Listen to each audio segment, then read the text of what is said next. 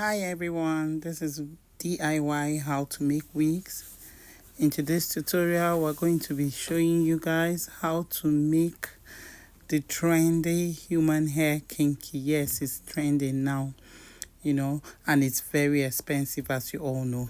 Human hair kinky is very, very expensive. Before you can get the packs that will be enough for your hair, you'll be spending about 50k naira. That's about, let me see, like $40 thereabout. So guys, today I'm going to show you how to achieve the human hair kinky without breaking your bank. So guys, watch me as I do it. You have to dip the normal synthetic human hair in the very hot water with your conditioner. So when you dip it with your conditioner, you then comb it out. You see how it stretches. I will show you the difference between the one that is dipped into hot water and the one that is not dipped. That's the normal synthetic one. You'll see the difference.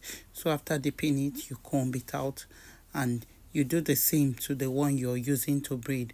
I'm going to be showing you guys the outcome. I'll make another video showing you the outcome, showing you how to make it and the outcome. Thanks guys as you watch. God bless you.